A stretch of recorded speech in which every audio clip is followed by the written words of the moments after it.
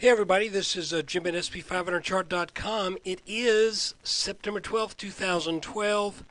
We're going to look at a chart here in just a second after I read my disclaimer. And that goes like this.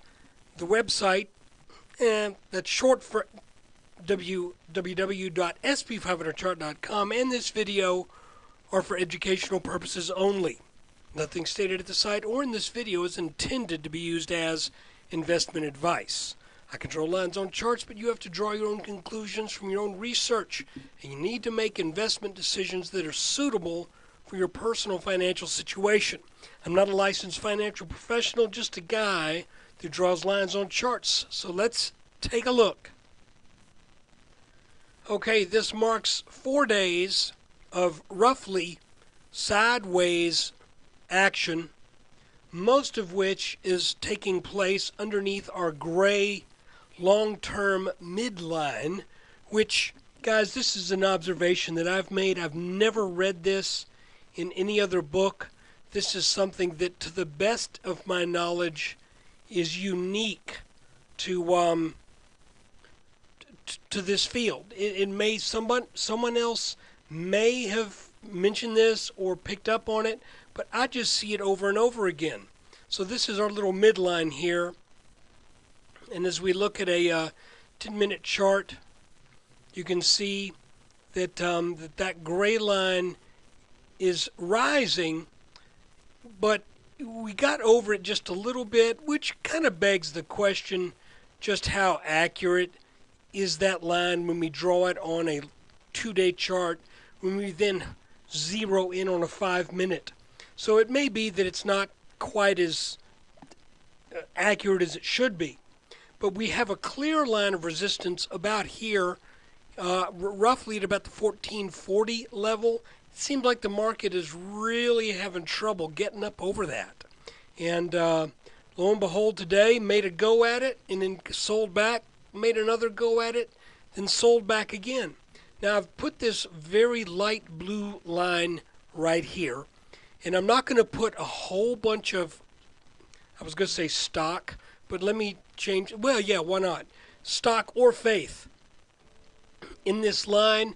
This could be a little harbinger that this may start to turn over, because you can see this is not too significant back here, but when we gapped up, we kind of came back down to roughly 1417, where the market then, for some reason, found some support and then rallied on up to the 1430s.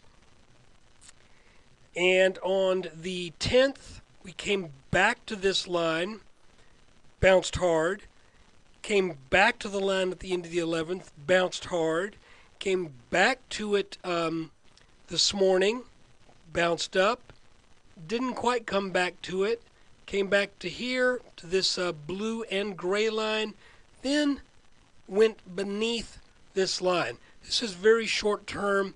This line would, I've talked about trend lines being like fences. The ones that last for 2 years are taller fences. The ones that last for 6 months are fairly tall fences. The ones that last for a few days are more like speed bumps. So I don't know how much stock I would put in this line being a harbinger of weakness, but it did happen, and we do have 1, 2, 3 clear touches that were rising at this line. So maybe this was a little break in the sideways action. We'll know tomorrow. So anyway, other than that, it looks to me like the market is probably kind of range bound between the 1430 and 1440 mark. If it could get over 1440, then just due to the size of this range, we should be seeing something around 1449, 1450. If we start plowing down through support at 1430, well, we should get through 1427 as well.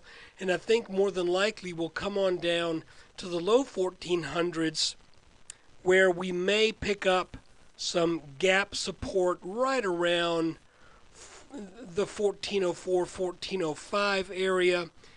And If that doesn't happen, then we'll start selling off. Because look, here's what's happened since June. All summer long, we've been going up. We have not had the summer doldrums. We've had a summer rally. And a lot of times you'll have a summer sell-off, and then the fall will hit, and then you take off. You know, it appears that we're doing something else here. So I am being very watchful, expecting resistance at this brown line. We've talked about that before, and it just looks to me like we're about due for an intermediate or at least a short-term correction in the S&P.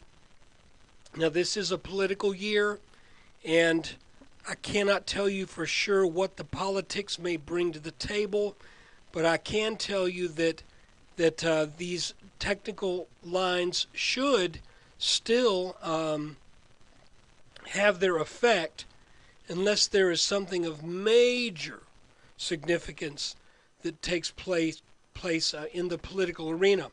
I'm also still keeping this line. We're going to extend it a little bit further, just between you and me. This line's important.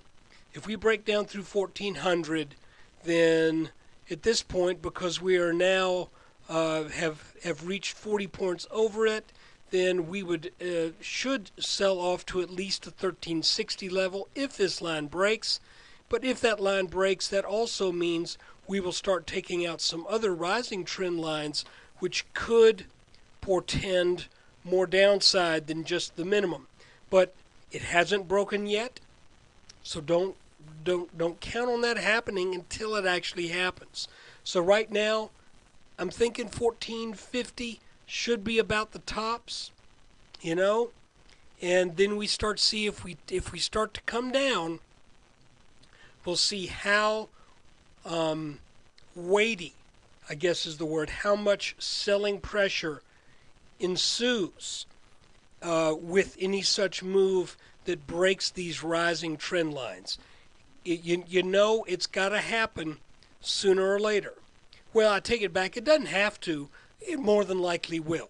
So guys, that is the video for today. Just in the short term, I'm looking at this line and this line. If the top one breaks, then roughly 1449, 1450. If this one breaks, then we start breaking a few other things, and probably don't stop until we get down into the low 1400s. So that is the update for September 12th, 2012. Thank you for watching, and thank you for subscribing. I really do appreciate it. Everybody, hey, take care.